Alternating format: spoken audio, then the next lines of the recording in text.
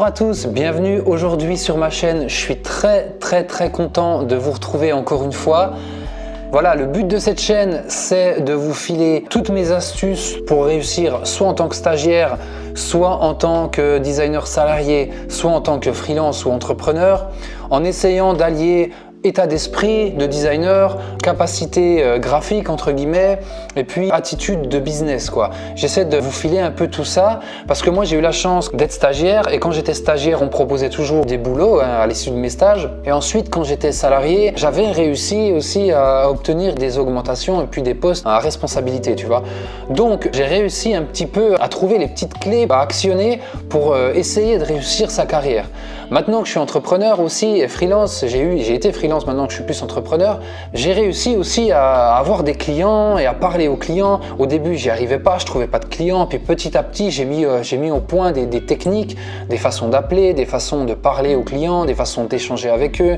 Donc voilà, le but de cette chaîne, c'est de pas tomber dans les contenus techniques. Mon but, c'est de proposer des choses que vous pouvez activer tout de suite, que vous les appliquez aujourd'hui, demain, vous voyez les résultats. Par exemple, je sais pas, moi, j'ai fait une vidéo sur le CV, eh ben, vous changez votre CV, le lendemain, vous allez voir que vous allez avoir plus d'opportunités, soit d'emploi, soit de stage. Votre portfolio, c'est pareil. Vous aviez des problèmes de portfolio, de lisibilité. Moi, j'ai fait une vidéo pour répondre à cette problématique, pour expliquer comment faire un portfolio correct pour attirer l'attention des gens. C'est des exemples concrets que vous pouvez appliquer. N'importe qui peut les appliquer. C'est pas une question de talent. Le design, c'est pas du talent. Le design, c'est juste se poser les bonnes questions et agir. À partir du moment où vous posez une bonne question, vous avez la bonne réponse. Le but, c'est de moi vous offrir les bonnes réponses et de vous permettre d'agir. Donc voilà, bonne question, bonne réponse et action. Voilà, il n'y a pas de talent. Le talent, ça vient à force de faire du design, à force d'observer des choses. Surtout, c'est important, à force d'être guidé par quelqu'un qui va vous aiguiller un peu dans cette jungle. Imagine que le design, c'est une sorte de jungle et tu n'as pas de boussole. Si tu as quelqu'un pour essayer de t'aiguiller, c'est bien parce que tu vas pas te perdre, tu vas moins tourner en rond, tu vois.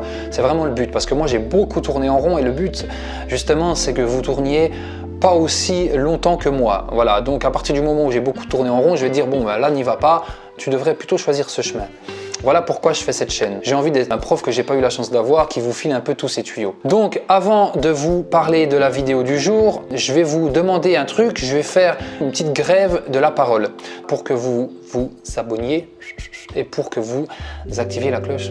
Bah oui, je suis devenu un forceur comme tous les autres, je suis devenu comme tout le monde, un méchant youtubeur. Bah donc je dis plus rien maintenant. Non mais je déconne. Allez c'est bon, tu t'es abonné maintenant, t'as fait ton job, t'as fait des devoirs, c'est le seul truc que je te demande. Alors, maintenant on va parler de quoi? On va parler de l'identité visuelle. Une identité visuelle, c'est simple et c'est compliqué. Pourquoi c'est simple? Parce qu'une identité visuelle, justement, c'est comme un logo, il doit être simple. Pourquoi c'est compliqué? Parce qu'il y a tellement de supports. Et puis harmoniser tous ces supports, c'est compliqué. Mais je vais t'aider, n'aie pas peur. Donc une identité visuelle, qu'est-ce que c'est? Moi, je le vois comme une sorte de système, une sorte de chaîne, un train, ou alors une sorte de petite maquette Lego. Voilà, une maquette Lego. Sur une maquette Lego, si tu regardes bien, toutes les pièces, elles s'imbriquent les unes dans les autres et elles sont solidement attachées les unes aux autres. Articulées tout ensemble, tu vois, elles font ta pièce Lego.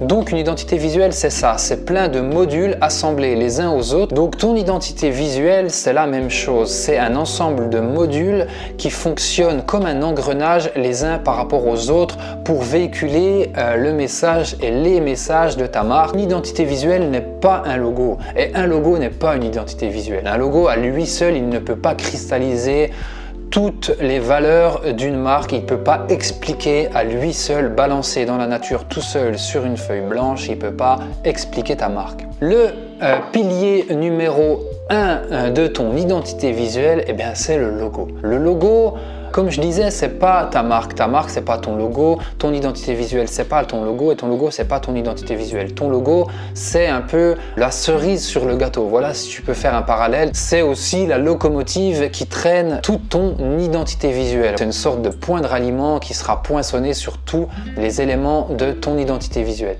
Une identité visuelle, sa caractéristique numéro 1, c'est d'être cohérente. Voilà le but ultime de ton identité visuelle. Il ne faut pas qu'elle soit spécialement belle, il ne faut pas qu'elle soit spécialement moche, il faut juste qu'elle soit cohérente et que ton client, quand tu le prends par la main dans ton chemin de navigation sur ton entreprise, sur ta marque, il passe de ton site internet, après il te voit en print, après il peut te voir en vidéo, il peut avoir ton produit entre les mains.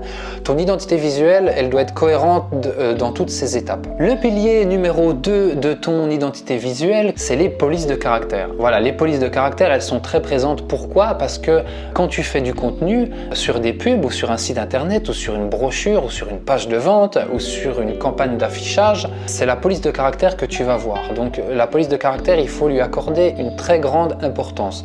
Par exemple, si tu choisis une police de caractère qui est épurée, tu vas traduire une certaine notion de ta marque. Si tu choisis une police de caractère qui est plus travaillée, plus fantaisiste, tu vas traiter une autre facette de ta marque. Tu vois. En fonction de la police de caractère que tu choisis, tu vas véhiculer beaucoup de messages sur ta marque, sachant que c'est des polices de caractère qui seront lues, elles seront intégrées par les gens, donc elles ont une certaine importance. Tu peux choisir une ou deux polices de caractère, 3 maximum, au-delà de 3. Donc ensuite, le troisième point de ton identité visuelle, le troisième pilier de ton identité visuelle, c'est les couleurs. Le choix des couleurs va être déterminant pour ton identité visuelle.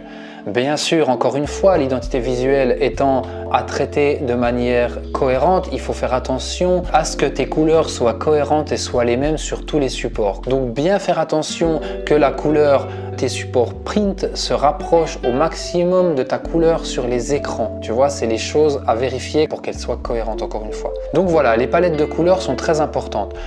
Tu peux choisir 3, 4, 5 couleurs, 6 couleurs, comme tu veux. Il y a des couleurs dominantes que tu vas utiliser pour les fondements de ta marque. Et puis tu auras des couleurs d'accent, des couleurs secondaires qui seront sur les petits surlignages de tes sites internet et qui seront aussi sur tes boutons. Voilà. Donc toi, tu dois choisir un système de palette de couleurs qui sera cohérent les unes déjà vis-à-vis des autres et qui sera cohérent et qui s'animera correctement sur tous tes supports de marque. Donc le pilier numéro 4 d'une identité visuelle, c'est les patterns.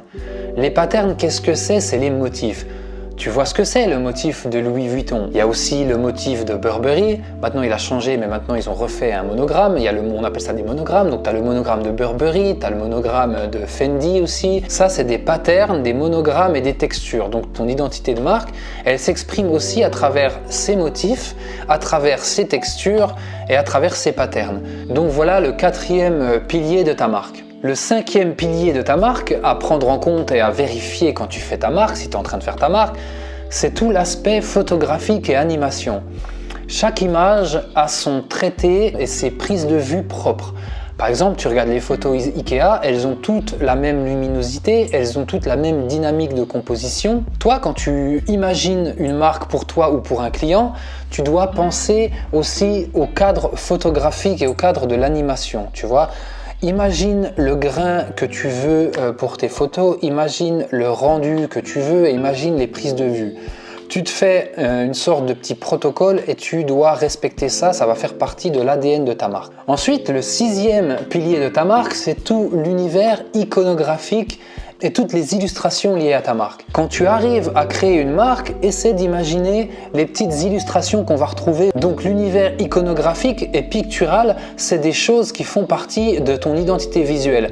Donc il faut essayer de maîtriser ça et de le rendre cohérent par rapport aux points qu'on a évoqués précédemment. Tu dois définir un univers pictural et iconographique. Voilà, ça fait partie de ton identité de marque. Le 7e pilier de ta marque, c'est le son, les aspects sonores. Quand tu utilises une appli, quand tu utilises un téléphone, quand tu regardes une pub, quand tu écoutes un spot radio, il y a toujours un aspect sonore à ta marque. L'univers sonore de ta marque, de ton entreprise, de ton organisation doit être cohérent. Tu peux utiliser des sons technologiques, tu peux utiliser, je disais, des sourires, tu peux utiliser des musiques classiques, tu peux utiliser, je sais pas, du hip-hop ou de l'électro. Voilà, ça va faire partie de l'identité de ta marque. Et ça, tu dois veiller à ce que ce soit correctement respecté. Tu peux imaginer un bruit distinctif. Ensuite, le 8e pilier de ta marque, c'est tout ce qu'on va retrouver au niveau de la tonalité de ta marque et de la ligne éditoriale. Tu choisis de ta marque la façon dont elle s'exprimera. Tu peux faire en sorte qu'une marque ait un ton humoristique, et un ton austère et un ton dramatique et un ton énergique. Bref, la tonalité de ta marque, l'émotion que va véhiculer ta marque par rapport à la tonalité, que ce soit la façon dont elle s'adresse à nous, ça revient aussi à l'aspect sonore, mais c'est plus par rapport au contenu, le contenu de ta marque, la ligne éditoriale, le contenu écrit aussi, la façon dont les phrases seront tournées. Ça peut être un langage scientifique, ça peut être un langage amical, ça peut être du tutoiement, ça peut être du vouvoiement. Bref, ça c'est le 8e pilier de ta marque, c'est tout l'aspect tonalité et rhétorique de ta marque. Le 9e et dernier pilier d'une entreprise, d'une marque, d'une organisation, d'une association, c'est la personnification de la marque. Les personnages de marque, les personnages qui portent une marque, en général c'est les fondateurs, c'est une sorte d'excroissance de la marque. On pense tous à Steve Jobs, on pense tous à Vivienne Westwood, on pense tous à Mark Zuckerberg, à Karl Lagerfeld. C'est tous des gens qui se sont marketés, qui se sont façonnés. Ils se sont vus eux-mêmes comme une excroissance de la marque, comme un logo. Steve Jobs, il est toujours habillé en noir et en basket avec un jean un petit peu délavé. Vivienne Westwood, elle a toujours des cheveux orange et puis un style un peu punk, haut en couleur. Karl Lagerfeld, il a cet aspect un peu dandy, toujours en noir, toujours avec ses cheveux blancs, toujours avec ses gants noirs. Karl Lagerfeld, c'est vraiment une marque en tant que telle. Il a loué entre guillemets sa marque à Chanel parce qu'il était directeur artistique de Chanel et après il l'a utilisé pour sa propre marque Karl Lagerfeld. Si vous faites une marque ou si vous conseillez quelqu'un et puis que cette personne elle a une forte personnalité, n'hésitez pas à faire en sorte qu'il joue de cette personne pour venir enrichir cette marque. Voilà, la personnification, c'est le 9e et dernier pilier d'une marque. Donc voilà, j'espère que cette vidéo vous a plu. Je répète les 9 piliers de la marque, donc le logo, c'est les polices de caractère, c'est la palette de couleurs, c'est les patterns et les motifs et les textures, c'est l'univers photographique et animation, c'est l'univers iconographique et pictural, c'est l'univers sonore, c'est la ligne éditoriale et puis enfin pour finir c'est la personnification de la marque. Donc voilà ces 9 piliers de marque auxquels vous devez réfléchir quand vous pensez une marque. Je répète aussi que pour que votre marque soit réussie, il ne faut pas qu'elle soit belle, il ne faut pas qu'elle soit flamboyante spécialement. Il faut que les 9 piliers soient en adéquation les uns avec les autres et qu'on puisse les reconnaître les uns vis-à-vis des autres, que chacun soit la continuité de l'autre. Voilà en quoi votre marque sera réussie et en quoi votre identité visuelle, votre identité graphique, votre univers de marque sera réussi.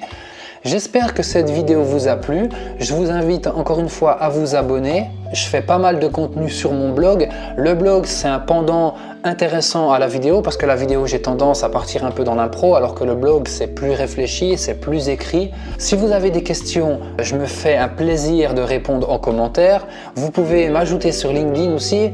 Et aussi, il y a un truc que je tenais à vous dire, c'est que je vous offre du coaching. Donc, si vous avez des questions sur votre portfolio, sur votre CV, sur la façon dont vous avez envie de parler à un client, vous avez des doutes concernant votre pricing, n'hésitez pas. Vous prenez un petit rendez-vous avec moi. Je pourrais vous aider. J'ai déjà aidé pas mal de personnes. J'aide aussi au quotidien des gens. Je serai hyper content de vous aider à débloquer un de vos projets. Voilà, je vous dis à très bientôt et je vous souhaite une très belle journée. J'espère qu'on va faire une super bande de potes designers virtuels. C'est hyper cool. À très bientôt.